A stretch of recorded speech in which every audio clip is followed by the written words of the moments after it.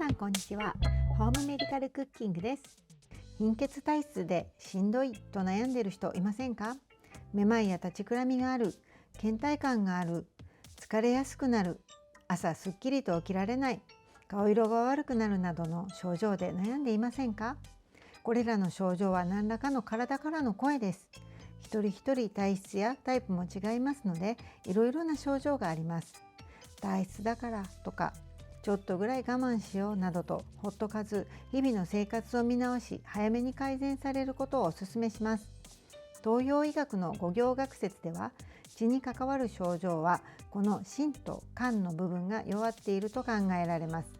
心は現代医学の心臓と同じ働きのほか、意識・思考などの精神活動とも関連しているため、日常生活でのストレスや環境が体に何らかの負担になっていると考えられます。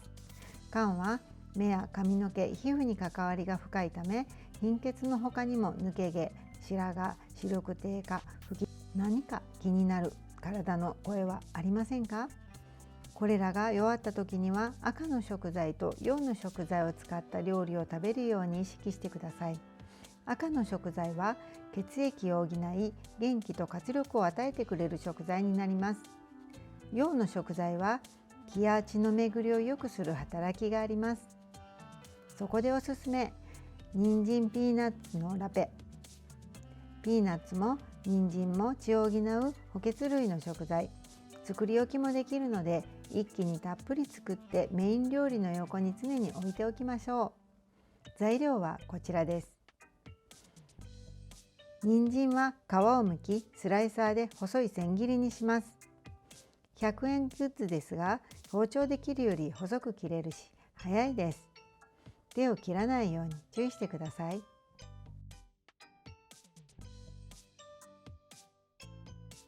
塩2つまみを加え、しんなりしたら水気を絞ります。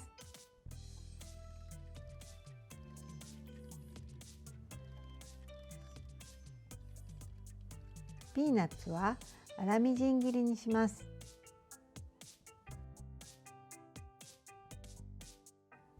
調味料を混ぜます。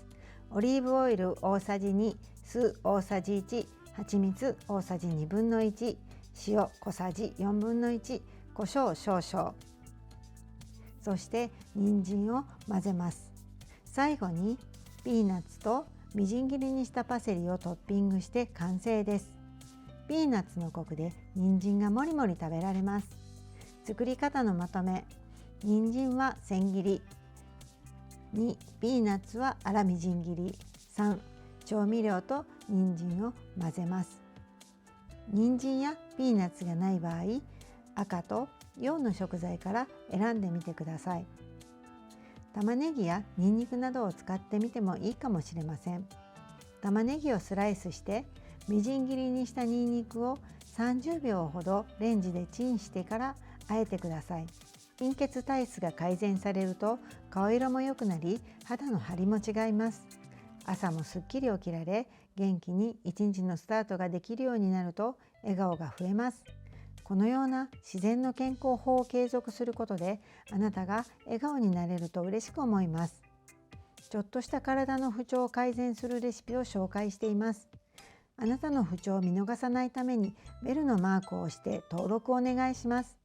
そして応援していただけると励みになりますので、いいねを押していただけますようよろしくお願いいたします。最後までご視聴いただきましてありがとうございました。